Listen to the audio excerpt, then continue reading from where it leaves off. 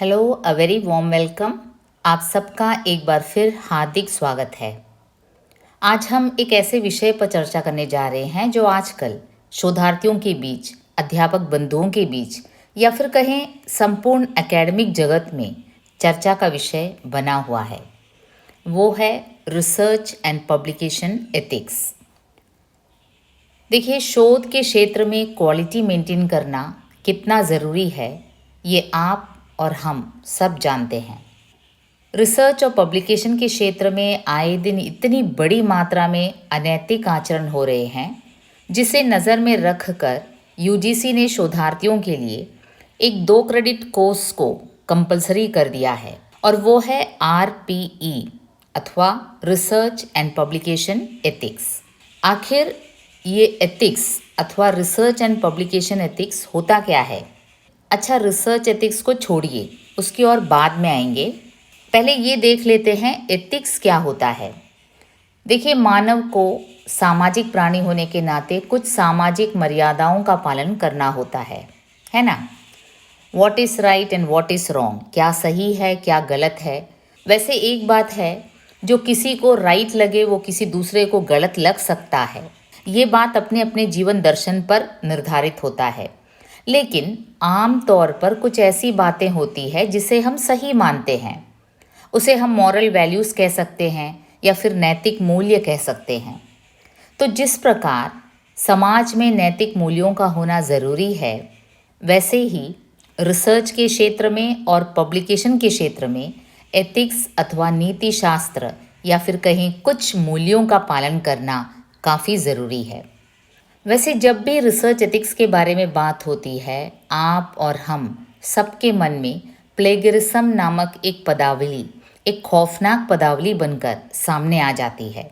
Plagiarism का डर सबको लगा रहता है, लेकिन आरपीई अथवा रिसर्च एंड पब्लिकेशन एथिक्स में केवल प्लेगरिज्म ही नहीं है। प्लेगरिज्म उसमें उसका एक अंश है, और भी तमाम चीज़ें हैं जिनकी जानकारी रखना रिसर्च स्कॉलर्स के लिए, रिसर्च गाइड्स के लिए और फैकल्टी मेंबर्स के लिए नितांत आवश्यक है।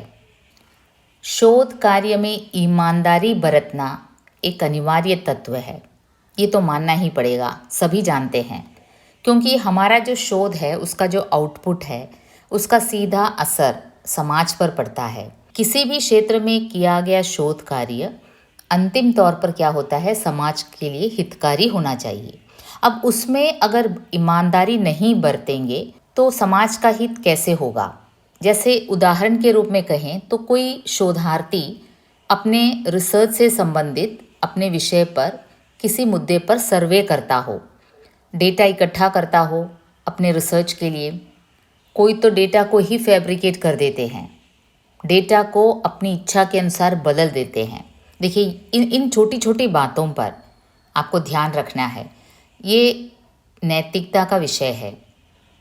कोई नहीं जानता कि शोध करने वाला क्या कर रहा है, उन आंकड़ों को बदल रहा है या उसे उसी तरह प्रस्तुत कर रहा है। उसके मन में कोई पूर्वाग्रह हो सकता है कि मेरा रिसर्च का रिजल्ट यूँ होना चाहिए, तो इसलिए डेटा ही बदल दिया। या फिर कोई एक ही आर्टिकल को कई अलग अलग जर्नल्स में पब्लिश कर रहे हैं। अब ये भी एक बात है जो जिसके चंगुल में कई अध्यापक बंधु भी फंस जाते हैं। एक आर्टिकल दे दिया किसी जर्नल को, और जर्नल वाले भी ऐसे होते हैं कि एक नैतिक मूल्य वे भी नहीं पालन करते। देखिए, कई इंटरनेशनल जर्नल्स मैंने ऐसे देखे हैं, आपने आर्टिकल पब्लिश किया तो एक हफ्ते के अंदर कम से कम वो रिप्लाई मेल भेजते हैं कि भाई तुम्हारा आर्टिकल एक्सेप्ट हुआ है या ना हुआ है, जो भी हो हमें मालूम होना चाहिए। लेकिन कई बार ऐसा होता है कि आपने आर्टिकल दे दिया, 1 साल हो गया, 1.5 साल हो गया, कोई रिप्लाई ही नहीं आया, और आप तंग आकर उस आर्टिकल को कहीं और भेज देते हैं, और अंत में क्या होता है, दोनों में ही पब्लिश होकर आ जाता है। तो ये सब बातें नैतिकता के अंतर्गत आती है, ये सब एथिक्स के अंतर्गत आती है। अच्छा, कई बार ऐसा होता है कि साइंस स्टूडेंट्स जो होते हैं या फिर जो फैकल्टी मेंबर्स होते हैं, कोई रिसर्च पेपर पब्लिश करते हैं, शोध कार्य में लगते हैं, और कई बार ऐसा होता है कि अपने सहयोगी प्रोफेसर का नाम ही नहीं डालते, या फिर कई बार ऐसे होता है कि जिसने कोई कंट्रीब्यूशन न किया हो, मित्रता के नाम पर उनका नाम जोड़ देते हैं। तो इस प्रकार के कई अनैतिक कार्य शोध क्षेत्र में हो रहे हैं, ये सब एथिक्स के अंतर्गत आते हैं। कई बार ऐसा भी होता है कि रिसर्च गाइड अपने स्कॉलर्स के आर्टिकल में अपना नाम ज़बरदस्ती डलवा देते हैं को ऑथर के रूप में, हालांकि उन्होंने उसे किसी प्रकार का सपोर्ट ही नहीं किया होगा। अगर सपोर्ट किया है तो अच्छी बात है, नाम आना चाहिए, और अगर नहीं किया है, केवल गुरु दक्षिणा के नाम पर ऐसा हो रहा है, ये कई जगह हो भी रहा है, ये एक सत्य है, तो ऐसे में ये सब बातें नैतिकता के अंतर्गत आती है, ये सब बातें रिसर्च एंड पब्लिकेशन एथिक्स के अंतर्गत आती है। अब देखिए, इस पेपर को कंपलसरी किया गया है शोधार्थियों के लिए, लेकिन ये रिसर्च गाइड्स के लिए और अन्य फैकल्टी मेंबर्स, हम जैसे अध्यापक बंधुओं के लिए भी ये उतना ही महत्वपूर्ण है। जो भी रिसर्च के क्षेत्र से जुड़े हुए हों, उनको इस बारे में जानकारी रखना बहुत ही आवश्यक है, क्योंकि जाने अनजाने में ही कई ऐसी गलतियां हम भी कर बैठते हैं जो नैतिकता के अंतर्गत नहीं आती है, जो रिसर्च एथिक्स के खिलाफ है। किसी दूसरे की भाषा, किसी दूसरे की विचार, उसको नकल करते हुए अपने मौलिक कृति के रूप में प्रकाशन करना। देखिए, किसी दूसरे की मेहनत, उसकी भाषा, उसकी विचार को देखिए बिना एक्नॉलेज किए अपना कहकर, अपनी मौलिक रचना कहकर एकदम से पब्लिश कर डालते हैं, है ना। ये देखिए, इन बातों को साहित्यिक चोरी कहा जाता है। किसी और की इंटेलेक्चुअल प्रॉपर्टी है भाई, किसी और की लगन, किसी और की मेहनत चुटकी में आपने अपना बना लिया, और ये एक बार जब पब्लिश होकर प्रिंट में आ जाता है तो आपको भी लगने लगता है कि ये मेरी ही है। इस प्रकार के कई घोटाले आजकल शोध के क्षेत्र में चल रहे हैं, जिसे मद्देनज़र रखते हुए यूजीसी ने रिसर्च पब्लिकेशन एंड एथिक्स नाम का 2 क्रेडिट कोर्स को मैंडेटरी कर दिया है। अब डालते हैं एक नज़र उसके सिलेबस की ओर। RPE 01, RPE का मतलब और कुछ नहीं है, रिसर्च एंड पब्लिकेशन एथिक्स। उसका नंबर 1 जो है, जो सिलेबस में आपको पढ़ना है, फिलॉसफी एंड एथिक्स। तो उसमें हम चर्चा करेंगे कैसे एथिक्स फिलॉसफी के अंतर्गत आता है, क्योंकि फिलॉसफी क्या होता है, जीवन दर्शन होता है। हर एक का अपना अपना जीवन दर्शन होता है, और ईमानदारी बरतना, चोरी नहीं करना, झूठ नहीं बोलना, ये सब एथिक्स जीवन दर्शन के अंतर्गत आता है। तो हम देखते हैं कैसे फिलॉसफी और एथिक्स आपस में इंटरलिंक्ड है, और उस चैप्टर में हम देखेंगे एथिक्स का डेफिनेशन और साहित्यिक क्षेत्र में एथिक्स किस तरह काम आता है। ये सब हम आगे आगे आने वाले वीडियोस में देखेंगे। RPE 02 में साइंटिफिक कॉन्टेक्ट हैं, कैसे साइंटिफिक क्षेत्र में देखिए, साहित्यिक क्षेत्र में और साइंटिफिक क्षेत्र में, विज्ञान के क्षेत्र में अलग तरीके से रिसर्च होता है, तरीके में डिफरेंस होता है, तो कैसे साइंटिफिक कॉन्डक्ट मेंटेन करना चाहिए। और RPE 03 पब्लिकेशन एथिक्स, जो हम जैसे टीचर्स के लिए ये बहुत ही इंपॉर्टेंट है, 3rd वाला चैप्टर, क्योंकि पब्लिकेशन एथिक्स हमेशा, जैसे यूजीसी ने जब से हमारे प्लेसमेंट और प्रमोशन के लिए रिसर्च पेपर्स को कंपलसरी कर दिया है, यूजीसी केयर लिस्टेड जर्नल्स में ये ज़रूरी हो गया है कि अगर आपको एसोसिएट बनना है, अगर आपको प्रोफेसर बनना है, तो इतना पब्लिकेशंस का होना ज़रूरी है। और तब से हम अध्यापकों के बीच एक होड़ सी मची हुई है कि जैसे तैसे पब्लिश करना है। और ये भी एक बात है कि कोई अध्यापक बंधु शोध क्षेत्र में लगा ही नहीं है, ओके, और अब उस पर नौबत आ गई है कि पेपर पब्लिश करना ही है, करना ही करना है, नहीं तो जो करेंगे वो आगे निकल जाएंगे, आप पीछे रह जाओगे। अब देखिए, और दूसरी तरफ है कि पब्लिशर्स हैं, इतने सारे फेक जर्नल्स के साथ खड़े हुए हैं आपको फंसाने के लिए। निरंतर आपको मेल किया जाता है कि भाई हम ऐसे पब्लिश करेंगे, चाहे तो 5 साल पहले का बैक डेटेड इश्यू में भी वो पब्लिश करने के लिए तैयार हैं। तो पब्लिकेशन एथिक्स क्या होती है, उसमें क्या क्या सावधानियां बरतनी चाहिए। अब कई बार ऐसा होता है कि आपने पब्लिश भी कर दिया, अब तो खुश कि आर्टिकल आ गया, और कॉलेज का जो सेल होता है IQAC, जो इंटरनली हमारा क्वालिटी मेंटेन करता है, उनको रखा ही गया है इसलिए, और जब उनके पास ये आता है तो वो कह देते हैं भाई ये तो फेक जर्नल है, या फिर ये नहीं होगा, ये रिसर्च आर्टिकल ये प्रॉपर नहीं है, जर्नल प्रॉपर नहीं है। और तब जाकर मुसीबत पैदा होती है कि इतना सब कुछ कर दिया लेकिन प्रमोशन रुक रहा है। तो पब्लिश करने से पहले पब्लिकेशन एथिक्स जानना ज़रूरी है। कई बार ऐसा भी होता है कि आपका आर्टिकल पब्लिश हो गया और बाद में कोई और क्लेम करता है कि ये तो मेरा है, मेरा जेन्युइन वर्क है, ये आपने कैसे अपना बना लिया। तो देखिए, इंटेलेक्चुअल प्रॉपर्टी का चोरी करना भी चोरी ही है, जुल्म है, तो ये समझना चाहिए।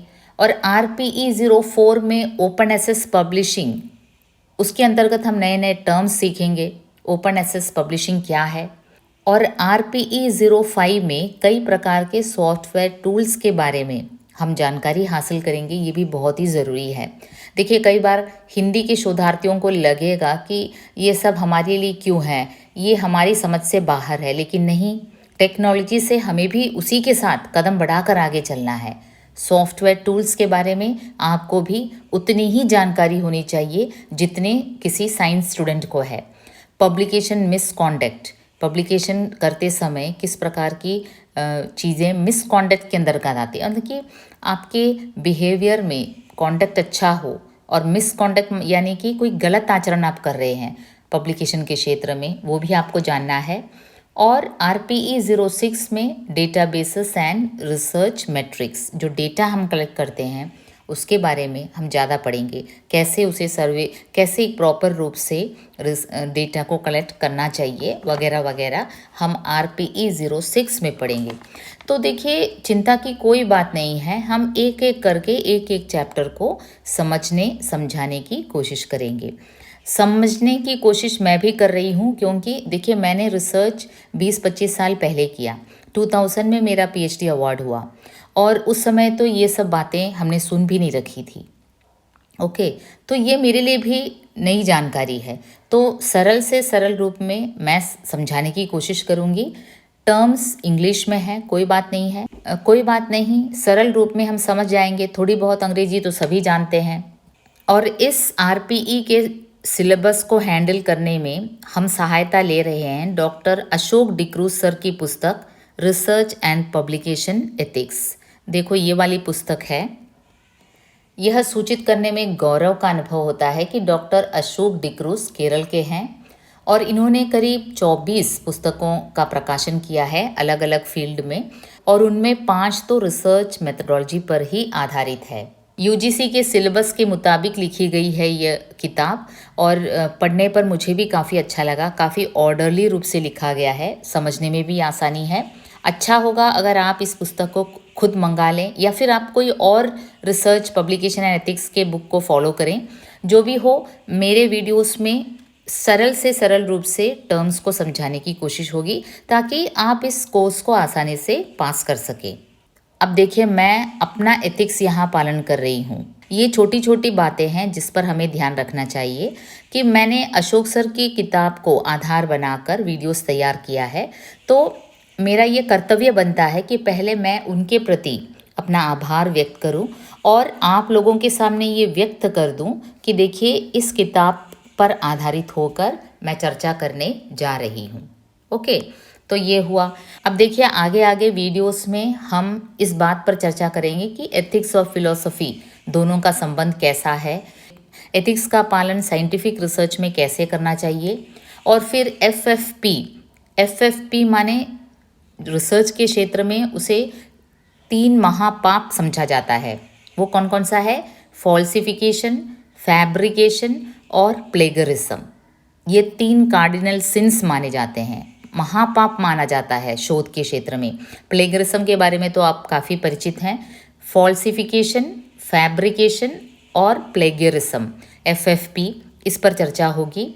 और भी बहुत सी बातें हैं, जैसे copyright rules in India, terms of copyright, copyright infringement, databases and research matrix, फिर इम्पैक्ट फैक्टर, ये तो आपने सुन रखा होगा। इम्पैक्ट फैक्टर जो जर्नल्स का होता है, उसका इम्पैक्ट फैक्टर होता है, वो भला क्या चीज़ है, हम देखेंगे आगे।